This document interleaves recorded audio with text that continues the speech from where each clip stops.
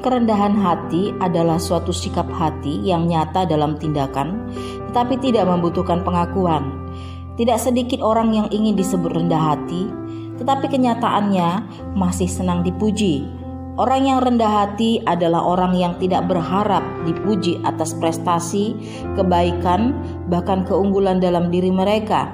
Orang yang rendah hati tidak akan kecewa sekalipun tidak dihargai, bahkan direndahkan sekalipun, karena dia sudah dapat mengukur dirinya sendiri berdasarkan pengenalan kepada dirinya sendiri melalui pengenalannya akan Tuhan.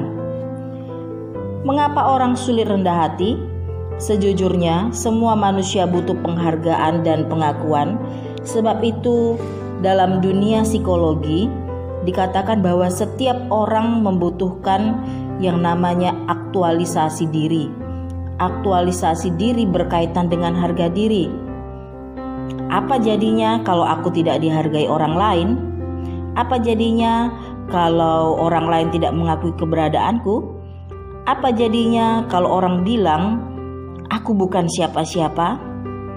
Ada dorongan yang kuat dalam diri seseorang untuk dianggap penting.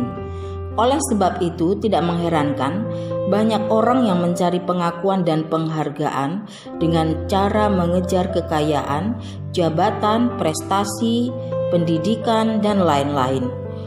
Konsep ini terbalik dengan yang diajarkan Yesus melalui keteladanannya.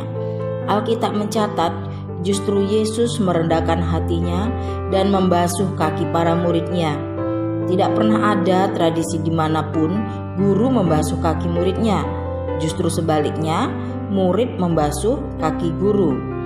Jelas Yesus menunjukkan bahwa harga diri dan kebesaran seseorang lebih terletak pada kemampuannya bersikap rendah hati di hadapan Tuhan dan sesamanya. Kerendahan hati dalam bahasa Latin disebut humilitas. Kata ini berasal dari kata humus yang artinya tanah atau bumi. Dalam bahasa Yunani adalah tapainos yang artinya rendah sampai ke tanah. Kerendahan hati berarti menempatkan diri membumi ke tanah.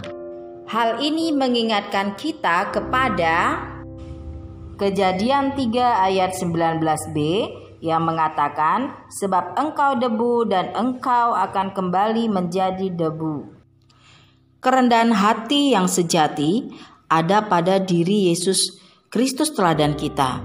Selama hidup di dunia, Yesus selalu berjalan dalam kerendahan hati dan ketaatan Bapa, sehingga Allah mengaruniakan kepadanya nama di atas segala nama. Rasul Petrus menasihati kita di dalam 1 Petrus ayat 5-6. Demikian jugalah kamu, hai orang-orang muda, tunduklah kepada orang-orang yang tua, dan kamu semua rendahkanlah dirimu terhadap yang lain, sebab Allah menentang orang yang congkak, tetapi mengasihani orang yang rendah hati.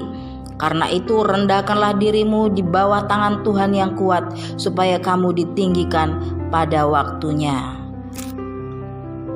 Amin.